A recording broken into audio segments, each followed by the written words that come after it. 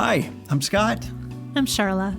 And welcome to another episode of Humanity, Human-Shaped Learning, video cast for teachers and for others.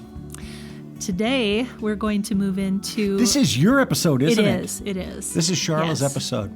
And so we're going to actually focus on something called self-care today. Self-care. That's awesome. And that's a big area. It's huge. Well, yeah, that's good. We're going to look at one small aspect of it, though. That's right. So when you think about self-care, what's your way of taking care of yourself?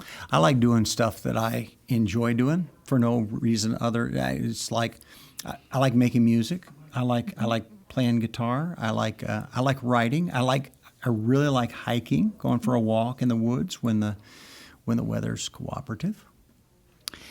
Well, today I thought we'd focus on an area that I think maybe all of us can spend a little more time on each day, and that is gratitude. So for today then, as we think about self-care, so, the whole point of that is we all know we get busy during the day. We have so much going on, and we think about maybe being a teacher in a classroom or whatever your situation is. You think of all the decisions you make, all the people that you maybe encounter, whether it be in person or on Zoom right now. I know by the end of a day full of peopling, I'm ready to just sort of take a break, take a breath, and kind of regroup. And so that's really what self-care is about. Mm-hmm. And it's really also about preparing us to be able to do that again.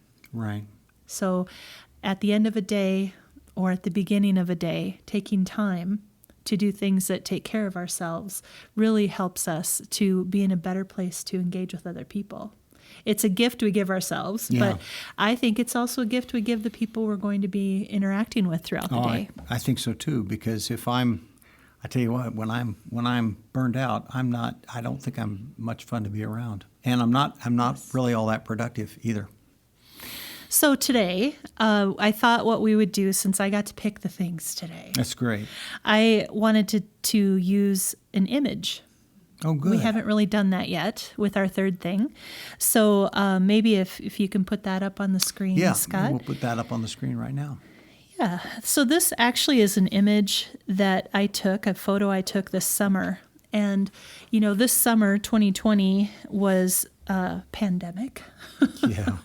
And I know I was spending way more time at home than ever in the summertime, especially. Our family has a church camp, a retreat center in the Black Hills, and our summers are usually super, super busy. And so I found myself noticing things around where I live way more than I normally would do. Yeah.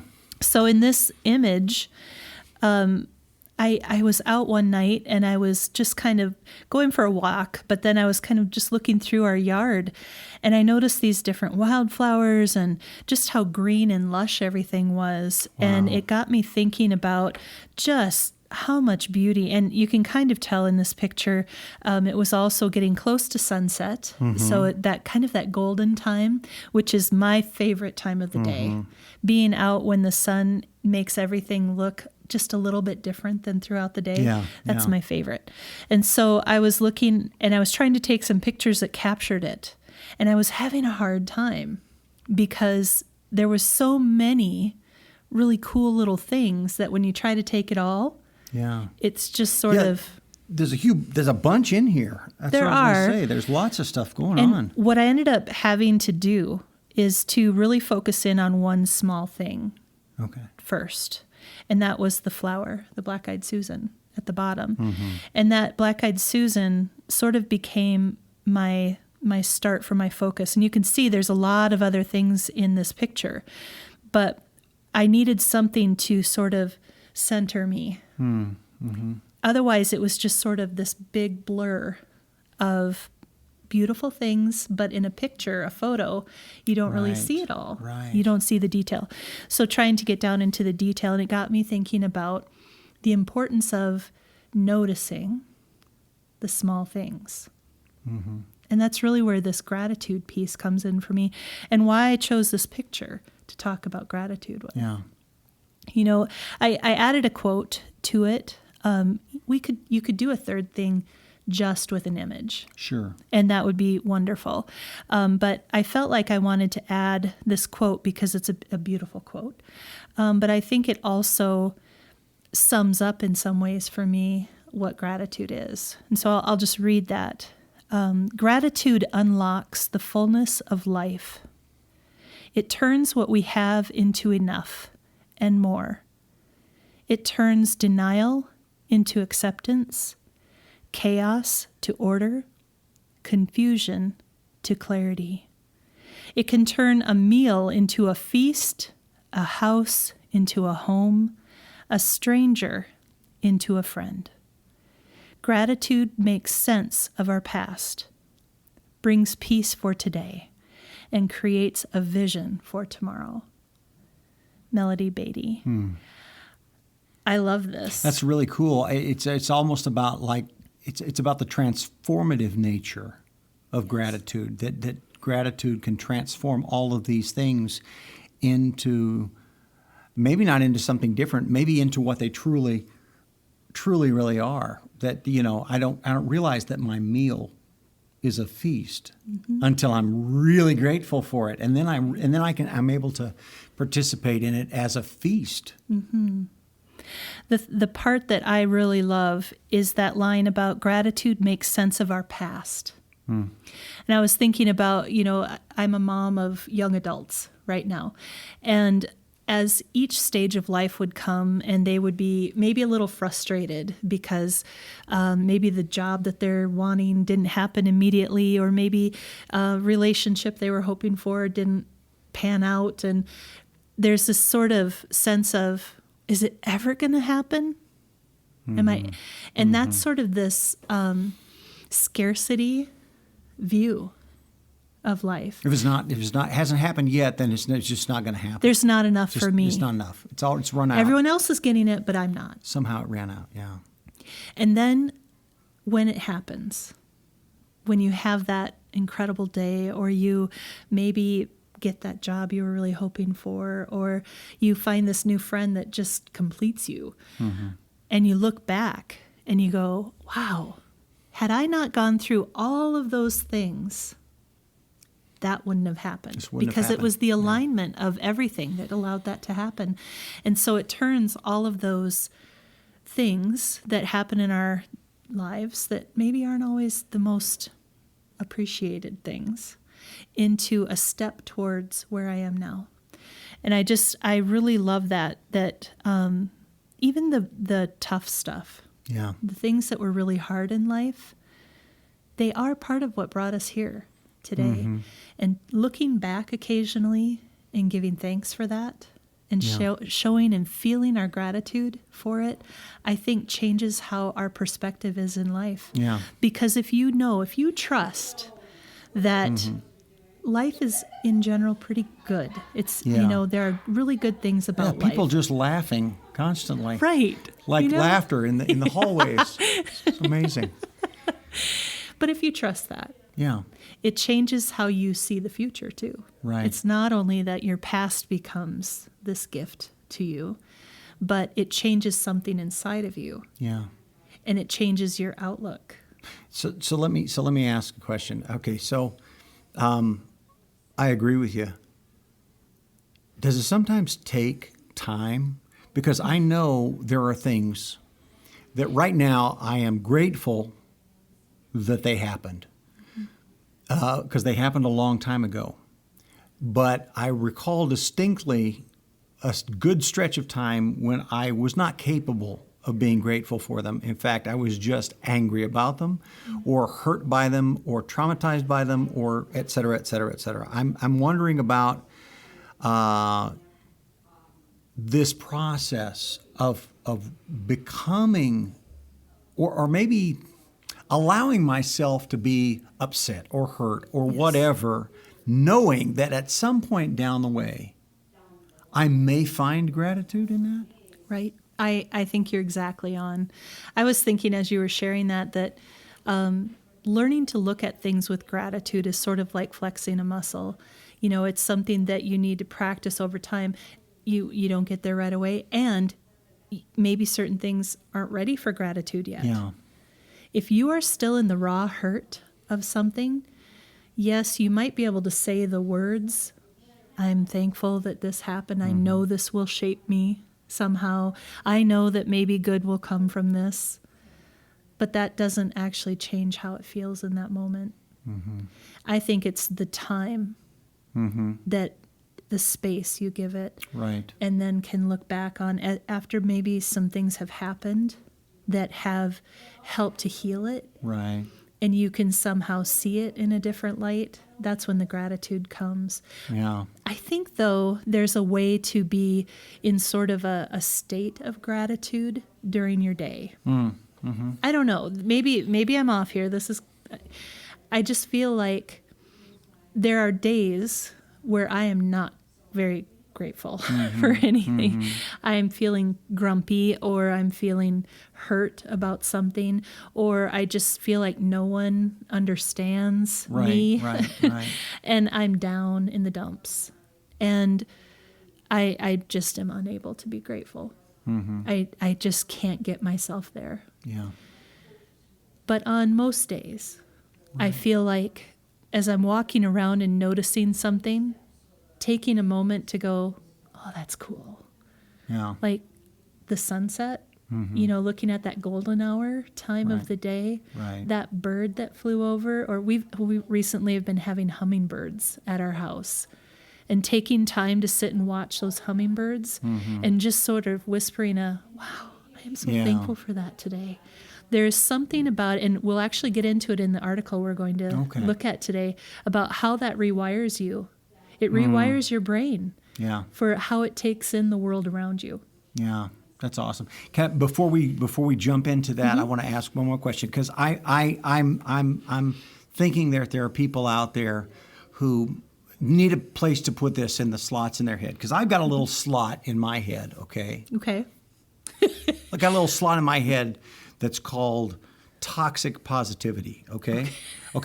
And what that slot is, I think is a legitimate thing, where those people who are just slogany, positivity, blah, blah, blah, blah. And it's like, if you're having a bad day, you do not go to those people, because they're not going to hear a bit of it. They're going to go, why can't you just be happy? Why can't you just put a smile on, turn that frown upside down. You got stinking thinking going on. So what's the difference?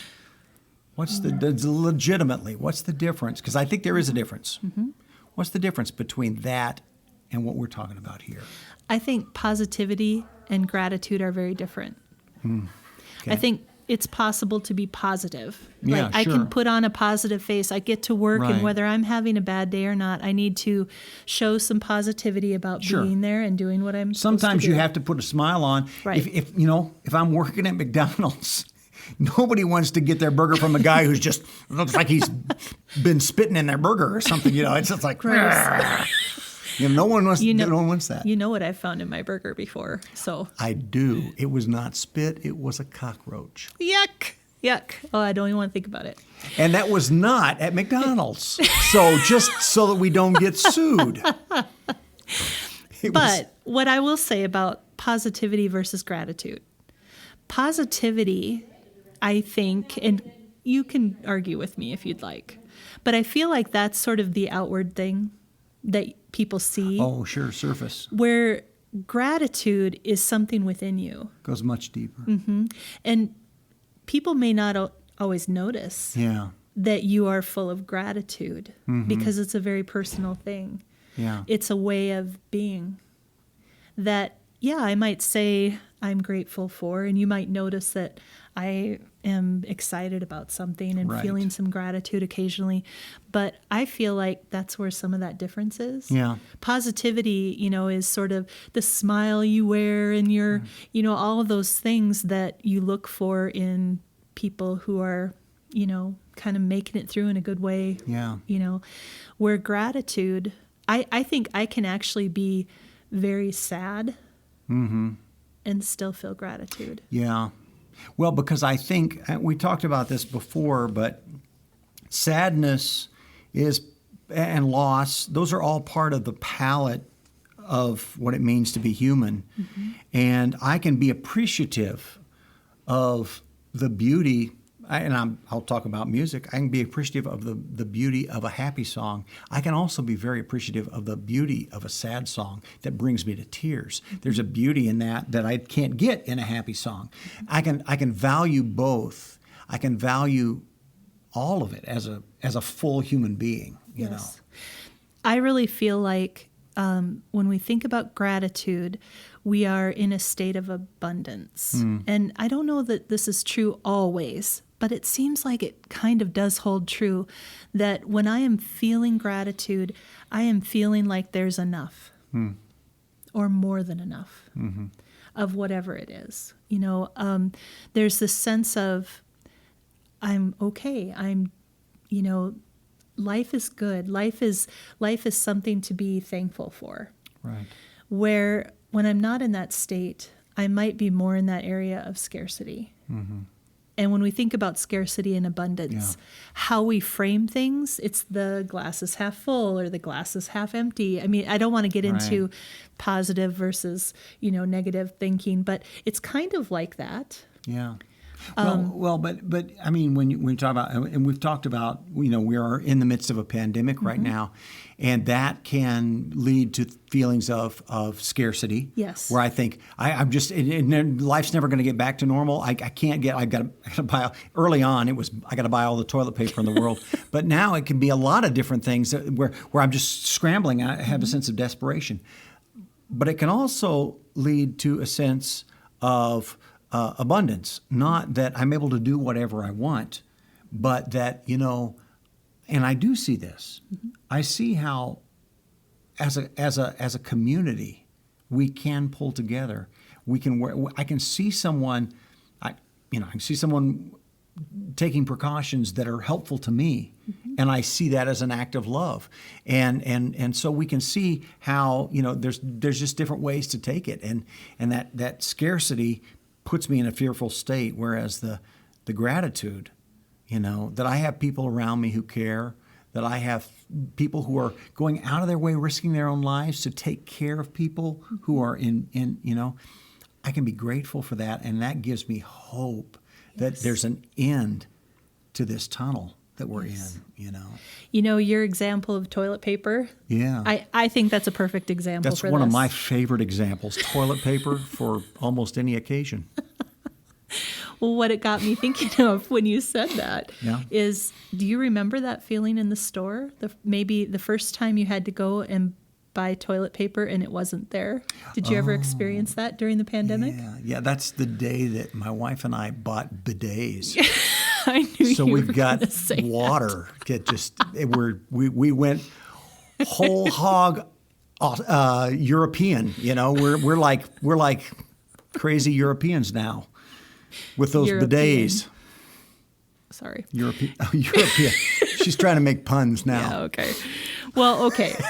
Let's just step back to the toilet paper. Okay, toilet paper. So I can remember the feeling of shelves being bare. More than just the toilet paper. Yeah. But we use that as an example because it was everywhere. Disinfectant. Empty shelves. Everything. Yeah. There was, meat, vegetables, things that you would never think about having to wonder if it'll be there.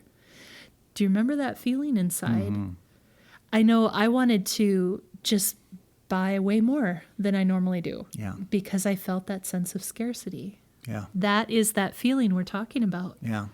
When you feel there isn't enough, when you feel that I've got to fight to keep mine, that is a very different place than when you feel that generosity and abundance that, my neighbor at the time, she actually said to me one day, we're down to 2 rolls of toilet paper. Yeah. I went home and I found some toilet paper and I walked it over to her house and said, you should never feel that way. So that could be a source of real stress ongoingly if you're feeling that way. And, as all of that was going on, there were also stories in the news constantly about people being generous with one another. Yeah, yeah. And risking sometimes their lives even to step out and be there for their neighbors. That feeling you get That's gratitude. Yeah. That's that there is enough for all of us. And I not only know there's enough for me, but I'm going to make sure there's enough for you. Mm-hmm. So that's just, I've been spending some time lately actually thinking about this whole idea of gratitude, because it is so easy right now to slip into feeling like the world is just never going to get back to any resemblance of what we used to know as normal. Well, especially in schools. I mean, everything is different in schools. We're having to do everything. Yes. Just a whole new set of processes and everything. It's just, And as you watch teachers, and Yeah. teachers are so good at shifting out of, well, we're not going to be able to do this year, but rather they're coming up with ideas. Yeah. How can I do this? So give me my parameters, and I'm going to work within those and make it the best I can. Mm-hmm. I think that's, and teachers talk about that when they talk about their students with growth mindset. Yes. You know, am I in a are my students in a place where a failure or a real major problem just kind of shuts them down and they say, well, I can't do it.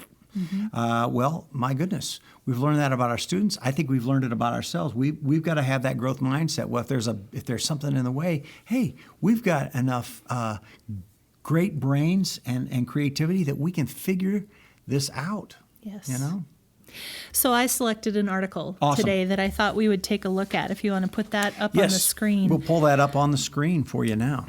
And this one, it's a daily health post, is the kind of article that it is. And one of the things that I really liked about it, besides the fact that it focuses on gratitude, is that it has a variety of studies listed within it that I thought people might find interesting. That's great. So I would encourage you to find the article itself and read through, and maybe click on some of these links that you might find interesting to do a little bit more looking into or thinking about. And so what I wanted to do, though, is I wanted to highlight a couple things that I found to be very interesting. There's several sections and topics within the article, and one is about better physical health. And I just found some of these things that gratitude does for us really interesting.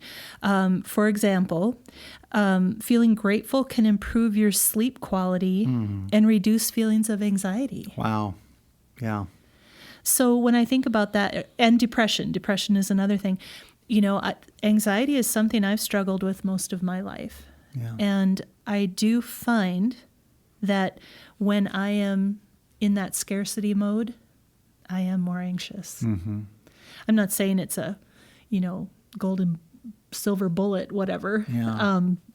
But But that reminds me of the brain studies that they've been doing about the plasticity, the neuroplasticity Yes. of the brain, and the more we practice certain things in our brain, and that includes things that are emotionally based. Yes. If I'm practicing gratitude, I really make the pathways in that part of my brain more efficient. But if I'm always practicing anxiety, then that's where I tend to lean into. Yes. There's actually a section in here, I don't know where it is right now off the top of my head, but it talked about how long it can last into the future too. Oh, wow. That practice of gratitude, that Yeah. experience of gratitude, practicing it over time and making those pathways more defined, Yeah. really has an impact long term. There was another section that I thought was really interesting, and it says the emotion of gratitude supports a positive and supportive attitude toward others and a feeling of relief from stressors. Oh, wow.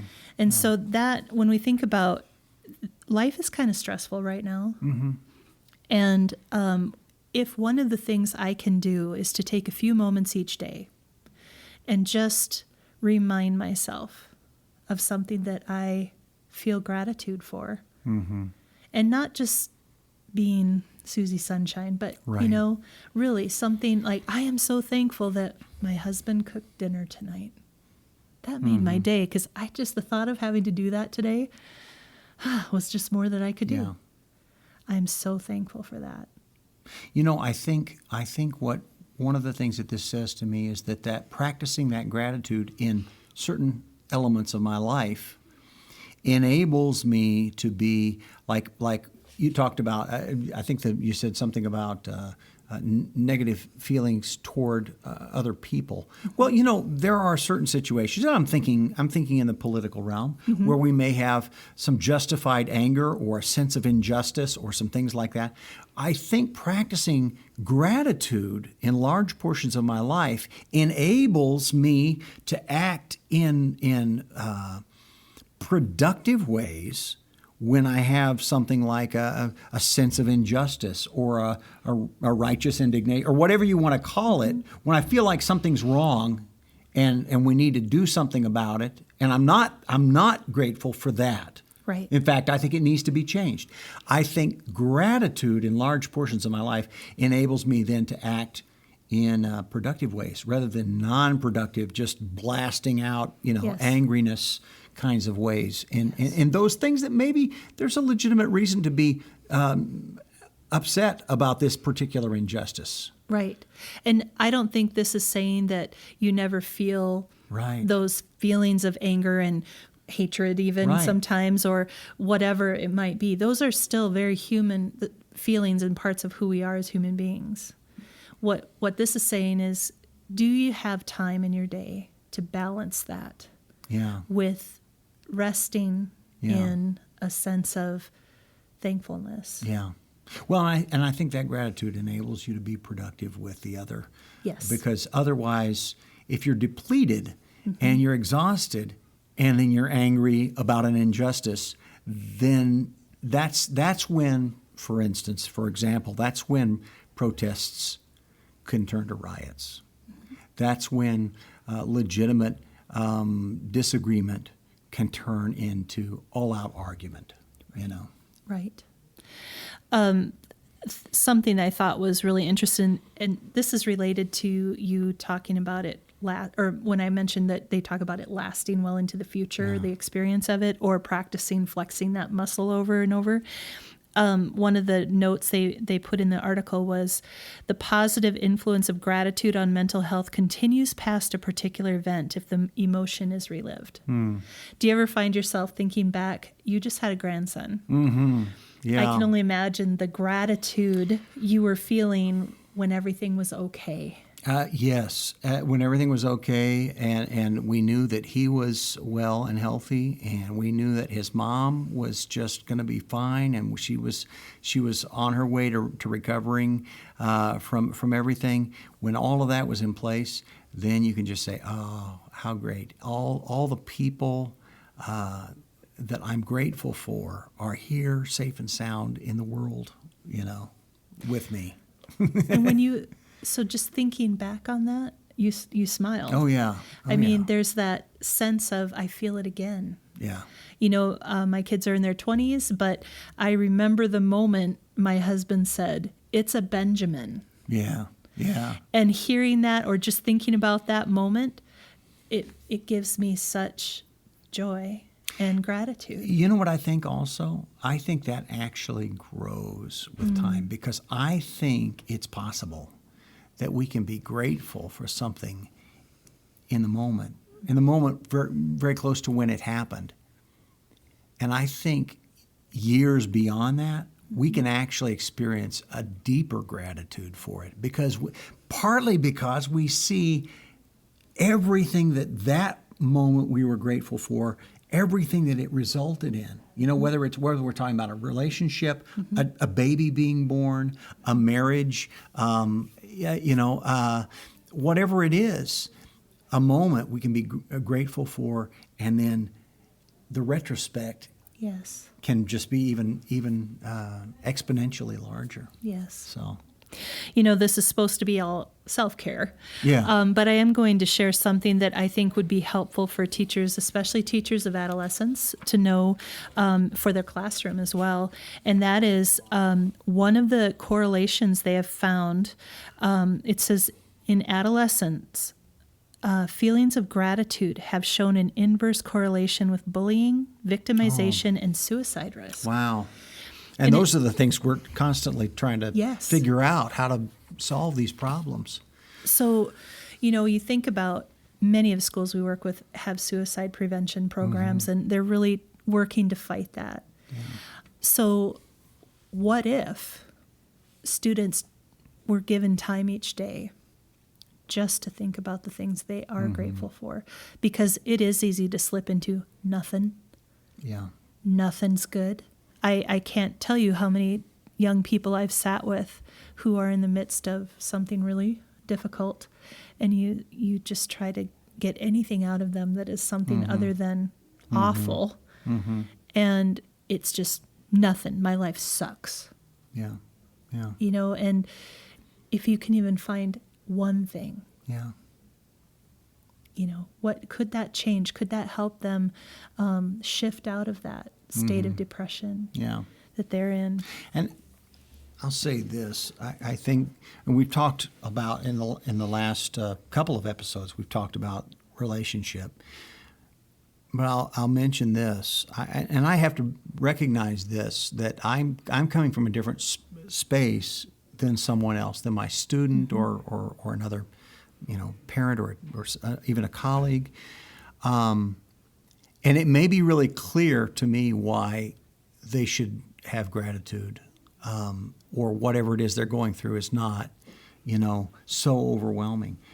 But until it becomes clear to them, then me just saying, well, you got so much to be grateful for is not helpful. So I think this again is something in the environment of relationship, where I have to be, and we've talked a lot about being a good listener first, and help listen that person into seeing what they genuinely have to be grateful for. Because it's there. It's there. I may not be able to articulate it to them, but being with them enough that they can articulate it maybe to me, asking questions. What's the last time that you really, something made you really smile? Last time that something really felt exciting? Well, tell me about that. Tell me, what made you excited about that? Those kinds of things can help them discover, rather than me just saying, oh, come on, buck up. It's going to be okay. Smile. Come on. Right. Helping them in relationship find that. And everything you just described comes from within. Yeah. And I think that's the key piece of this with gratitude, like we were talking earlier. Gratitude is something from within. Yes. You can't apply it. Right. You have to generate it. It comes from within you. And it needs to be, we use that word authentic a lot. I believe it's got to be an authentic sense of thankfulness for something.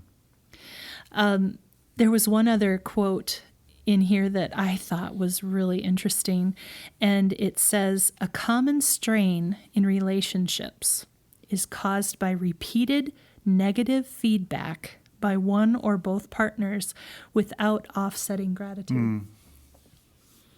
Yeah. Isn't that, I can think of relationships that are life-sucking for me. When we're together, when we are around each other for any length of time, I am wore out. Because there's, no matter what you talk about, no matter what you say, there is just this negativity there. It's like they just can't see beyond whatever this issue is that we're talking about. Yeah. They can't see, I don't know, but I have friends in my life that tend to be that way. And it is hard. Yeah. And so you think about, how do I grow this sense of gratitude within me? I think it's by being around people who practice it. And the more you see it around you and notice people practicing it, the more you see examples of where I could maybe bring that in my own life. Yeah. I think you kind of point out an important thing to be aware of. And I know it's a little bit trite to because I've heard it said in a trite way, make sure you surround yourself with people who are going to lift you up. And that's great if you can do that, but that's not always the case. Sometimes it's your job to help try to lift somebody else Yes. up.